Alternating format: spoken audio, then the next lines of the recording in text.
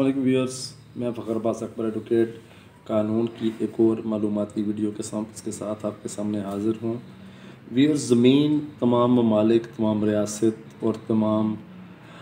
इलाक़ों के लिए एक बुनियादी स्तून की की हामिल है और अहमियत रखती है। ज़मीन के बगैर किसी रियासत, किसी इलाके या किसी मुल्क का वजूद मुमकिन नहीं है। दुनिया के तमाम इलाके, दुनिया की तमाम रियासतें और दुनिया के तमाम ममालिक, उनकी बुनियाद, उनकी जोग्राफिया, उनका जो हदूद है वो ज़मीन से मुतय्यन होती है। बहरहाल कुछ ममालिक ऐसे मौजूद हैं जिनकी एक साइड या जिनका आधी साइड जो है वो समंदर है, लेकिन फिर भी ज़मीन एक फंडामेंटल स्टोन है, एक बुनियादी चीज़ है जिस पे मुल्क, ममालिक या रियासतें कायम होती हैं।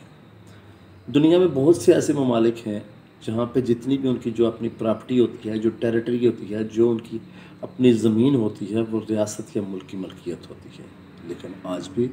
दुनिया में ज़्यादातर ममालिक ऐसे ही हैं जहाँ पे रियासत जो है ने अपनी जो ज़मीन की मलकियत जो है वो लोगों के सुपुर्द की हुई है, जो उस रियासत के बाशिंदे हैं उनके सुपुर्द की हुई है और वो उनके ओनर होते हैं और उनके मालिक होते हैं।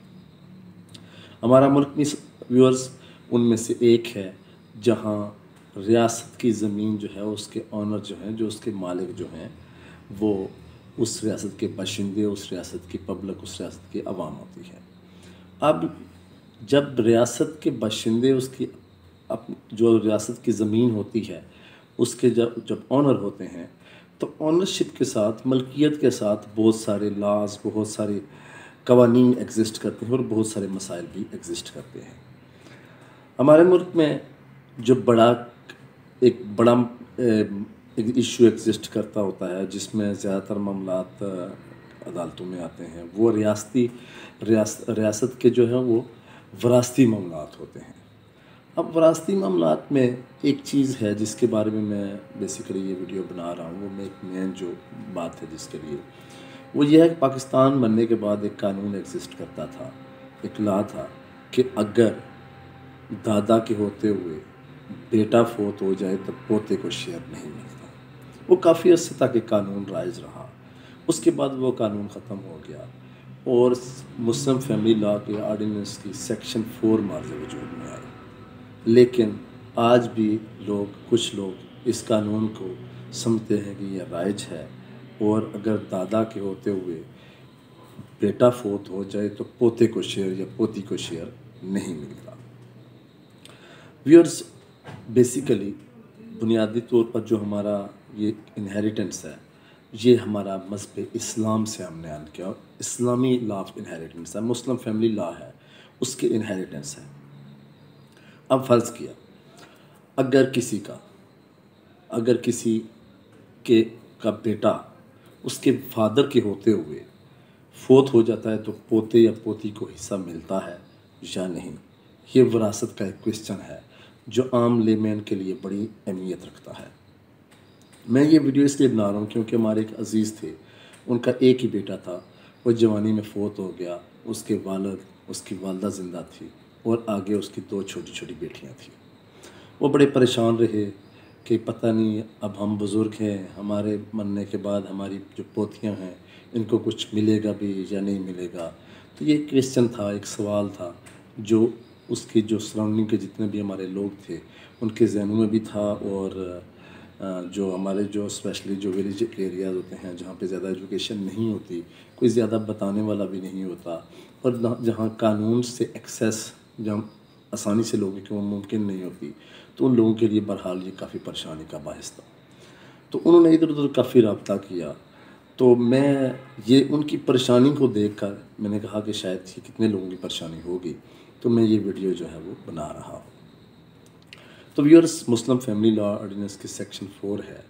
जो सक्सेशन से डील करती है। सक्सेशन को उर्दू में जानशीनी कहते हैं, जो ये कहती है कि जब भी कि सक्सेशन ओपन होगा, जानशीनी ओपन होगी। अब जानशीनी ओपन कैसे होती है? मसलन मैं आपको एग्जांपल देता हूँ, किसी का फादर है, जब उसकी डेथ हो जाती है तो उसके बाद जो उसके वारसान है, एक मिसाल लेते हैं उसके 2 बेटी और 2 बेटे हैं, तो उनके लिए जानशीनी ओपन होती है, वो जानशीन होते हैं, विरासत उनको मुंतकिल होती है।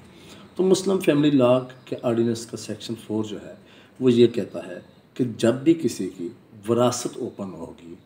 तो अगर विरासत ओपन होने से पहले वारसान में से किसी की डेथ हो गई है, तो चाहे वो बेटी है या बेटा है, तो उसके जो बच्चे हैं उस बेटी या बेटे के, वो अपने हिस्से के उसी तरह पूरे वारिस होंगे जिस तरह अगर वो फादर ज़िंदा होता तब होते।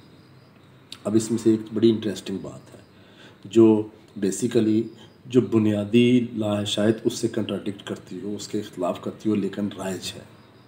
वो ये है कि नॉर्मली अगर फ़र्ज़ किया एक बंदा है, उसकी 4 कनाल ज़मीन है और उसका एक बेटा है, तो वो उस बेटे के आगे जो है वो दो बेटियां हैं या एक बेटी कर लेते हैं, एक बेटी है। तो अगर वो बंदा मर जाता है तो उसकी 4 कनाल ज़मीन जो है वो बेटे के नाम जाएगी, और बेटे के नाम से क्योंकि आगे उसकी बेटी है तो बेटी को 2 कनाल जाएगी और 2 कनाल बाकी वारसान पे चली जाएगी, जो उसके होंगे, जो कज़न हैं या भाई हैं, जो भी हैं, वो उस तरह चली जाएगी। लेकिन section 4 Muslim family law ordinance के तहत अगर एक बंदा है उसकी 4 कनाल ज़मीन है, वो लड़का है, लड़की भी हो सकती है, अगर वो अपने फादर की हयात में मर जाता है तो उसकी जितनी भी वो 4 कनाल ज़मीन है वो बेटी को उसका पूरा शेयर मिलेगा। और ये एक चीज़ आम में नहीं होती। अगर वो ज़िंदा होगा तो उसकी बेटी का सिर्फ अपना शेयर मिलेगा, लेकिन अगर वो मर जाता है तो उसकी बेटी का उसको पूरा शेयर मिलेगा। तो व्यूअर्स, ये एक वीडियो थी, अपनी राय दीजिएगा कि इसमें कितनी इन्फॉर्मेशन कितनी अच्छी थी आपके लिए। इसके बाद मैं कोशिश करूँगा कि अगली वीडियो में कुछ फैमिली लॉज के बारे में जो है वो मैं थोड़ा सा आपको बता सकूं कि फैमिली लॉज के कुछ जो कवानीन है जिसके बारे में काफ़ी लोग परेशान रहते हैं, मैं कोशिश करूँगा उसके बारे में कुछ जो है वो आपको बता सकूँ। बहुत